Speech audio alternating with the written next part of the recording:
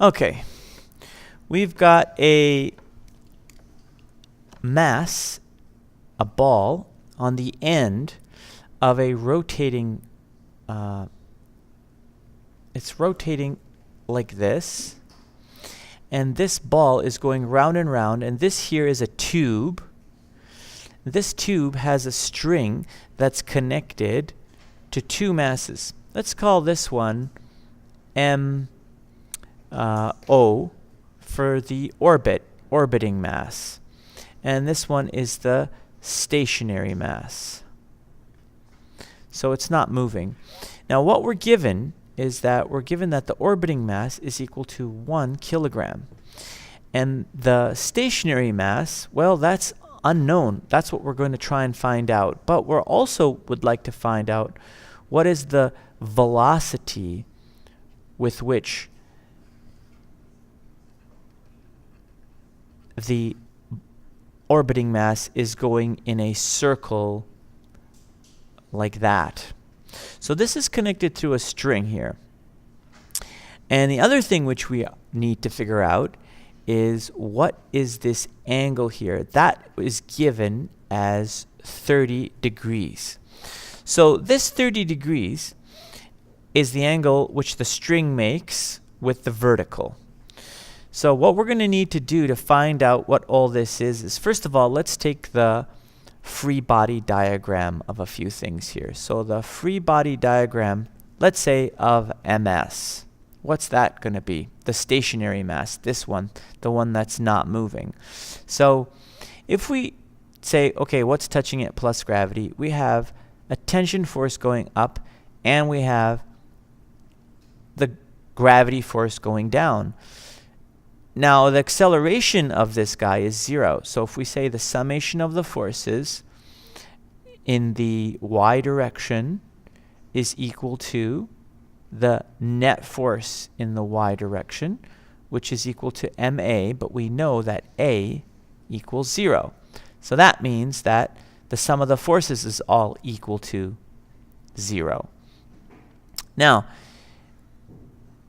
we are going to choose our up direction as positive and say t minus msg equals 0. So therefore we know that t has to equal the mass of the stationary mass times g. Well, that's all good, but we don't know what it is. So that's as far as we can go there. But we know that once we find this tension in the rope, we can then solve for the stationary mass. So what we need to do now is we need to solve for the other free body diagram, and that is the free body diagram of MO, the orbiting mass. So what we have is we have the mass here, and then we have this tension force going up along here, and I can change colors here to show you. So here is T, okay, here is T. It's the same rope, so it has the same tension on both masses. Here, of course, we forgot to draw that in there, ms, the stationary mass times g. And now this V looks like it's going down, but this V is actually coming out of the board. However, we do have another force, MOG, going down. And I'm going to place that one here. Let's go back to black.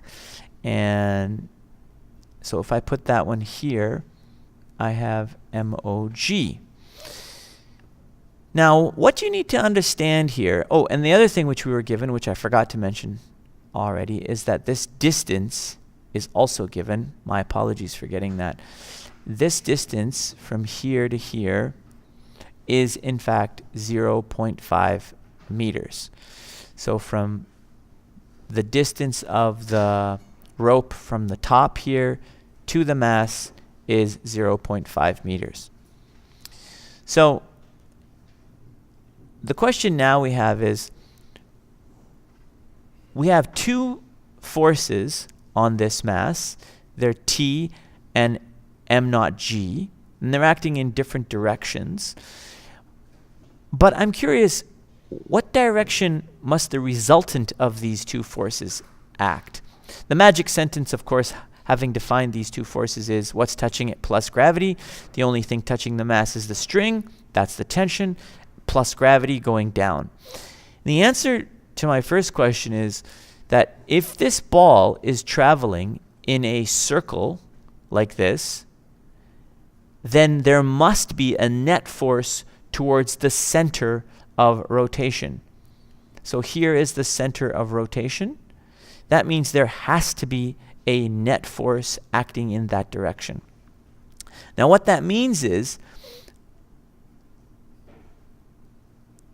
these two forces must add up to a force that is acting towards the center of rotation. And that force we'll call the net centripetal force. So that means T and m naught g have to add up to that. And the way we're going to determine this is we could say, well, you can add them up in two different ways. You could go T plus m naught g is going to equal F net centripetal, right? That's one way you could do it. The other way in which you could do it is you could say, start out with this guy, start out with m naught g, and then add t to it, and you would get the same F net C. Now, it doesn't matter which order in which you add vectors, they're commutative. But I would say let's go with this top one. I just prefer it, it looks better, but both are valid. So now we have to figure out some angles. Well, if you remember, let's go back to our colors here. If I extend this up and I make a line here, do you remember this angle was 30? Therefore, if I extend this out, this is a right angle. This angle, therefore, is going to be the complement of 30, so that's going to be 60. So that means, although it's not drawn to scale here, this one's a 60 and this one's a 30. So now that we have those two angles, let's see if we can find out what F net C is. Now, what do we have in this triangle? Well, we don't know what T is. That's a question mark, because we weren't able to figure that out from here, remember? We still don't know what T is, because we don't know what the stationary mass is. That's a question mark. But we do know what m naught is, and that's given. M naught is 1 kilogram. So that means we have one angle and one side in this triangle. So imagine now that this is just a math problem where we have 60 degrees and we have 1 times g here, and we're asked to figure out what this side is here, F net C. Well, if you think about this, how can we solve this math problem? Remember, tan theta is equal to opposite over adjacent, right? So basically we could say tan 60 is equal to 1g, that's the mass, 1, divided by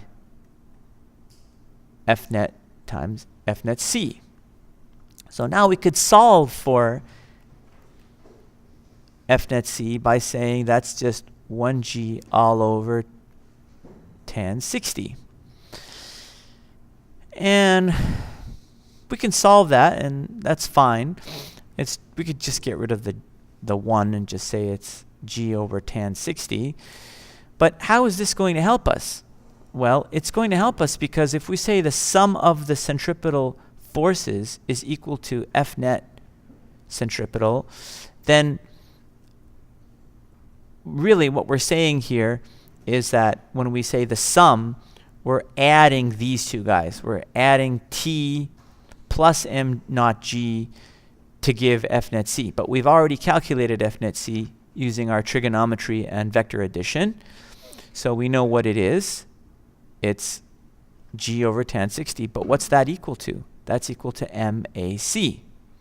Now what M? M naught, right? Because this is the mass. This is M naught, right? So therefore, AC being V squared over R. So now we know, since we know what this is from here, we can say G over tan 60 is equal to M naught V squared over R. Now the question is, we're getting pretty close to finding one of our answers, which is find V. That was here. Find the velocity. We need to figure out what R is, because R is definitely not 0.5. So if I use a different color here and I go, that is that's the R. How do I figure that distance out? Well, it goes back to a little bit of trigonometry again. If I scroll down to find R, now not using force vectors but using distances simply, if I know that's 0.5 and I know that's 60 degrees, then what's R? Well, R is therefore going to equal 0.5 times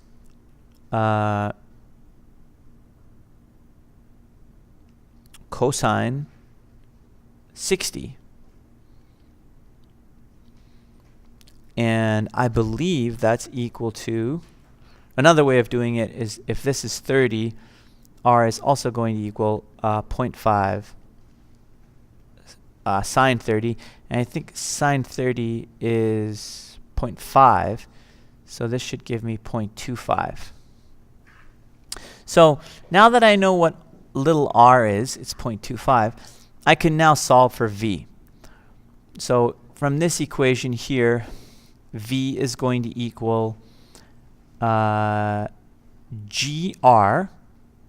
divided by M naught tan 60, and then take the square root, right? Because we take the R up to here, you get GR, and take the M down there, and you get M10, and then take the square root to get V. Let's figure out what this is. Square root of 9.8 times 0.25 divided by, and M naught I believe was 1, I think. Yeah, M naught was 1. And so therefore, that's just 1 times tan 60. Now let's get out our calculator and go 9.8 times 0.25 equals divided by 60 tangent, and that's going to give us approximately now 1.4, and we need to take the square root of that, so about 1.2.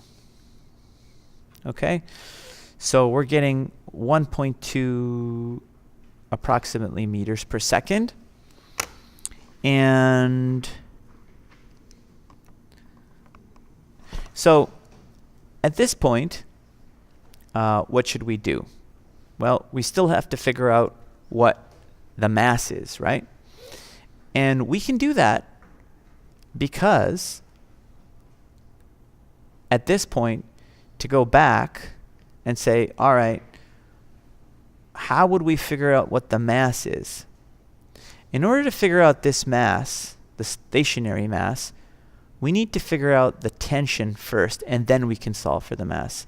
And to get the tension, we can go back to this guy here, right? And I'll use a red one here. This was the tension, remember? So it was, there it is. So T is here, M naught G is here. So now the question is, how do we find that T? Well, if you remember, the was like this, like this, like this. This was 60. This was M naught G. So what's the T? Question mark. Now, we can do this a number of ways, but probably the simplest way is to say T times, M naught G is equal to T times cosine 60. Or, sorry, that's not right. Sorry. Sine 60. Right? So T times sine 60 is going to, right? Because, oops, what am I writing? Sine 60 is equal to opposite over hypotenuse. And therefore that's M naught G over T. And so therefore T is going to equal, yeah. And so M naught G is going to equal T times sine 60, which this is correct. Right? M naught G is equal to T times sine 60. But really, we're not looking for M naught G. We're looking for T in this case. So T is going to equal M naught G divided by sine 60. And that's 1 times G over sine 60. And that's going to give us 9.8 divided by 60 sine. And that's going to give us 11.3 newtons. Now, once we have that, we can now go and figure out what the mass is. Let me just switch back to black here. So we also know that T is going to equal msg, right, from way up here. Where was that? Yeah, right here. T equals msg. So now we know that the mass of the stationary mass is going to be T divided by G, or 11.3 over 9.8 divided by 9.8, and that's going to give us 1.2 kilograms as the stationary mass. So the stationary mass is 1.2 kilos, and the velocity was, wow, 1.2 meters per second as well. Thanks for watching.